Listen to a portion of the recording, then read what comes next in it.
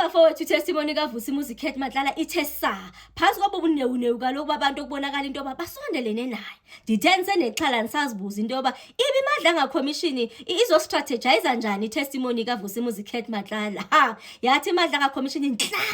Nansi annexure le list yamapolisa wodwa. Sicela usixelele Vusimuzi Kate Matlala ubudlelwano bakho nalamapolisa lana. Sixelele yintoni lokudibanisa nabantu basemthethweni wena.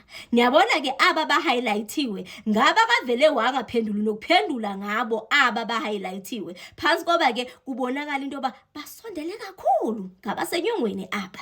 Hayi ke ababanye yakhona nento ethi ama co-accused abaka accuswa nabo kula case ye Medicare 24 akazungena nje kubo because wasaba ukuzi incriminate. Ndiyitshilo ke lento izolo xa benisitsho into yoba uzo appear uVusimuzi Kate Matlala but ndatsho nje ndathi into ne Medicare 24 uzothi bambapha ayeke because uzathi nje icase yakhona iphi ise court. Yathi imadla ngakhomishini xa ugqiba ngale list nhla ilist yesibini uzusixelela into yoba orhunta ababona ubudlelwane bakho nabo yini. Hey bafowethu, before singena ku testimony kaVusimuzi Kate Matlala, niyayazi mos into noVusimuzi Kate Matlala kumele into yoba i-security sitightenishwe kumeke sure nje yonke into ihamba ngoline. Namhlanje ngabo 7 imadla ngakhomishini kuvele kwathiwa nansi kukhala into yomlilo aphi alarm yomlilo. Hey ndinixelela ba i-firefighters fire brigade hayi bebengabaleki bebesenza umhlolo khona phi khona pha ngabo 7. Bengiqala ukubona mina namhlanje i-journalist imedia le ilapha ngaphandle kulindwa amagqwetha we-witness ngama-gqwetha kaVusimuzi Kate Matlala. Bafethu into ezithe xa zafika ziphethe inkalakatha ingqumbi zamabox enje xa ndiwazijonga ndazibuza uba ibe lamabox aphetheni sifazi ke bafowethu ngamaphepha apha zangena. Hayi bathe befika vele kwacelwa nje few minutes into abakuke ku-ajenwe because igqwetha beline unfinished business noVusimuzi Kate Matlala because ingathi ezinye ze-documents bazifumene late from kwiside lemadla ngakhomishini, meaning bazifumene just izolo. Hayi ke yavunyelwa lonto leyo bahamba babuya. Xa bebuya hayi bafowethu u-advocate Silo wathi ndizokonda ngaye ngokwami, ndizozibambela ngokwami ezi intambo enye ke phofu sizompakanyela no-advocate Hasini zamane ndiphasa nje ibhola phi ngapha kodwa yena hayi unilingene. Bafowethu yabona elagqwetha likaVusimuzi Kate Matlala hayi bafowethu belihlahlala lithathane no-advocate Silo. Hayi bo commissioner Madlanga uzokwanyanzeleka bantwana makangenelele into yoba hayi bo kaloku le into ndiyayibona biyaphi ngoba xa uVusimuzi ebuzwa imibuzo kuthiwa hayi uzazi incriminator, hayi i-under investigation, hayi imetha ise-court into ezifana nezo nje. Wathi because ndiyabona saba nalo ngxakileyo andiyazi uba sizawuyidila njani but nje iyafuna uba masize necebo loba sizadila njani nale ingxaki. Waba ngapha uCommissioner Baloyi wathi nje ekhona apha ethe xa kebuzwa khona imibuzo wafuna ukumphendulela igqwetha eliphendulela uVusimuzi Kate Matlala wabeka idolo phansi uCommissioner Baloyi wathi kaloku le iconduct akayenzayo i-improper yoba aphendulele uVusimuzi imibuzo. Hayi bophi wabese ke thatha istaff khona apho advocate Silo wathi nje iyangiphazamisa nami into abazofuna ukuphendulana nemibuzo as if ufuna ukuba yi-witness. Ubufuna ukuba yi-witness kaloku kodwa malicho ndimkhabelele nje naye ndim-invite pha kwi-witness box avela be-witness once than into yoba amane ezon-interrupta because unisebenzisa nzima. Ngapha kukhona apha engichaze khona bafethu umbulazi uCommissioner Khumalo kule nto yakhe akayenzayo and I think after uCommissioner Khumalo kuye kwadodobala. Hayi noba umbulazi ukuthethwe wavakala because okeyenza mos lo lebhulu okolumane senza nalento lena kukhona apho ke ngoku kudilwa nento lona yo leyo kumane kubuzwa imibuzo kuthi hayi under investigation, hayi i-IDEC. Wathi umbulazi aniyicinga into yoba sivele sibuze i-IDEC into yoba ingabe le matter lena i-under investigation na ukwenzela into yoba uba ikho under investigation sikwazi uba siqhubeke ngayo because lo back and forth awuzusebenzela ncama. Uthe sazama ukusabela into efana naleyo phofu ujongene no-advocate Silo because umbuzo beke uhlaba ku-advocate Silo uyaphendula lo mama wathi nje isandla wathi no wathi angathethi nawe yakho 10 years ngoku ndisathetha no-advocate Silo wena nje brika nedaso amadoda ndathi ziyakhala. Hayi ke after ke wamphakela uthuba elo siyangena ke ngoku sithe singena kwathiwa buckle up kwathiwa fasana ama-seatbelt ngu-advocate Silo bafowethu. Advocate Silo engena bese ke gadla already ungena kumcimbi okwenza noVusimuzi Kate Matlala okubonakala ingathi ngophunyuka bemphethe apha esipoliseni uthi enama charges a withdraw uthi ne cases azicinywe uthi egwekiwe izigwebo zakhe nje zivele zincitshiswe into uze nje nezakhe isuba niyazikhumbula ezazike zathetheka ngovusa imuzikhethi Matlala. Sasizivile ke phofu. I think kwakuthiwa une cases I think about 18 kulo 8 zivele nje izinyamalale nje ziyadliwa nje cases kavusa imuzikhethi Matlala ngele language esakwazi kuba si understand thina.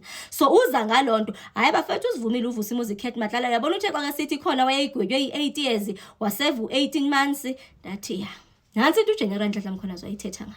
Hayi kungena apha kubudlelwane ke ngokusingaye. Apha ekuqaleni abantu bokuqala in fact number 1 elistini bokuminister Senzo Mchunu sifuna ukwazi ubudlelwane bukavusa imuzikhethi Matlala nominister Senzo Mchunu. Hayi bafowethu uthe nje akamazi uminister Senzo Mchunu akakazadibane naye but xa ethetha uyeva umnqweno wokudibana nominister Senzo Mchunu ubukhona but according to yena uthaya kamazi. Ningalibalanga ikhona thina la letter esiyaziyo uGeneral Nhlanhla Mkhwanazi eyafundwa mhla return back to iAdoku okwabonakala ingathi yomuntu beke sesiseleni novusa imuzikhethi Matlala eyingathi iyathetha izinto emfakayo uminister Senzo Mchunu but according to yena uthakamazi uminister Senzo Mchunu except obudlelwane enzawuthetha ngabo xa sesingena kumcimbi ka Brown Mkhosi kubudlelwane bukavusi imuzikhethi Matlala plus uBrown Mkhosi. Number 2 uGeneral Feroz Khani akamazi akakazadibane naye uFani Mulife lo wakwa finance kwelacala lesesipoliseni akamazi akakazadibane naye uPhahlani uyamazi but according to yena ungathi uthi umazi sekephumile lapha esipoliseni wayengasenaso isikhundla ncama lapha esipoliseni unobo nje ubudlelwane kubonakala ngathi bukhona. uGeneral Nhlanhla Mkhwanazi nabo apha baye bathatha nje thukanyana. uGeneral Nhlanhla Mkhwanazi apha kwi statement esakhe it was only 2 lines. uGeneral Nhlanhla Mkhwanazi uyamazi but uke wadibana nje naye on one occasion. La occasion siyikhumbula ke ile eyafike yathethwa nguGeneral Sinona apha kuMadlanga Commission apho bakubonakala into babahamba bayodibana. Hayi ke kuzama ukunderstand into yinto yadiscusswa kula meeting hayi because ingathi faka iMedicare 24 akafuni ukuziimplicate akazungena kuyo ncam uzabamba nje ayeke uzathi nje hayi bonjani njalo i-rights zakhe vele ziyamvumela into yoba angazi-self incriminate especially since imetha ye-Medicare 24 iphi ise-court yinto yadiscuss. Hayi man uvusa imuzikhethi Matlala athi but there is another matter which was discussed. The other matter ke ngoku which was discussed angafuni ukuyitsho ncam but athi nexa kezayitsho because it's not fully direct to iMedicare axa kezayithetha igqwetha elili interrupt lithi no indirectly le matter i-linked apha so siphethe singayivanga into yoba lento yesibini yokubonakala ingathi uthi uvusa imuzikhethi Matlala wayidiscussa noGeneral Nhlanhla Mkhwanazi wethu yini asiyivanga bafowethu but ke singabe sisho nje ba zizinto akazithethile then wonke njengoba ndichilo ba yonke ababanye abahighlightiwe hayi uthe nje akafuni ukuthetha ngabo ncam because uzasi-implicate uyosaba ukuthini ukuthi azidubule ngompu yena phi kubhonsunu kwakhe into engathi njalo hayi ke kuyaqhubeka mosa akumiwanga kungelwa ke ngoku nakulamanye amagama because ukuza understand ba so uzasebenzisa nzima mos uzathi sithini ngalamagama okubonakala but ke uthembisile into ba kwi supplementary statement inoba ikhona into ebhetterinyana akazaphinde asixele yona phansi kwaba ke phofu uvusa imuzikhethi Matlala engagqibanga ebuya nge-24 ka-August 2026 which is going to be next week Monday. Uyaqhubeka bafethu uvusa imuzikhethi Matlala ungena kule list yesibini which is a bit interesting but I was not fully happy with aba ngoba ikhona into eninzi mose silindele ukuyiva ngoba ubudlelwane bakhe nalapha esipoliseni esibona ingathi asizuyifumana ncam but ke ndiyichilo kwayizolo xa bengisithi uba uvusa imuzikhethi Matlala uzo appear into yoba nje kungenzeka into ezineMedicare 24 uzwabambe nje athina yeke. Singene kwi list yesibini. Le list yesibini bafowethu unumber 1 wale list lena ngutata uMthibi. Ngutata uMthibi owayeyi-ruthless taxi boss.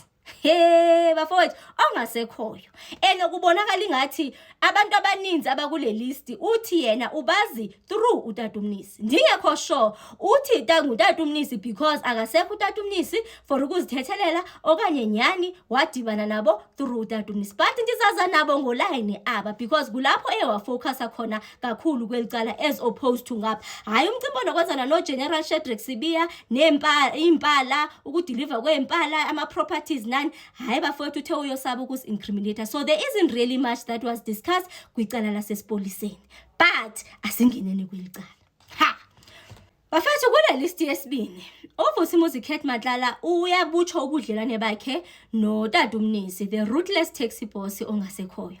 Tata lona kubonakala into yoba ubudlelwane bakhe uthi yena it is because uVusimuzi Kate Matlala lona ofara ama-services since ene-security company, so i-protection bekeyifumana phi apha kuVusimuzi Kate Matlala, since ke oonoteksi, i-taxi owners zihlalihlale kunyanzeleka into yoba mazivikelane neempilo zabo, ngoba nje bayadubulana bafethu, bayathumana uphuthu nje ama-taxi owners kule nto yabo yokuba neteksi. Uyakhona into ethi nje because wayenamateksi nje amaninzi, I think uthe over 200 something like that, but ke ubudlelwane bakhona bebu even outside apho, ngoba bekekeni uVusimuzi Kate Matlala abizwe ngoba ngusani ngutata bani, utata uMnisi lona.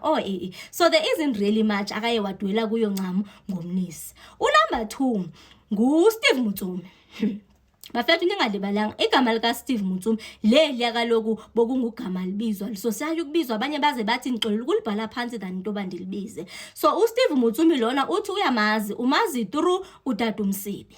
Hayi bafethu ubudlelwane bakhe sonke bebemane bebumper into each other, inoba apha kwaMsibi bawaze uVusimuzi Kate Matlala wanesibindi soba nje ngelinye imini amhlabe ngefone call leyo udinga iloan, udinga nje u5 meter bafethu 5 million.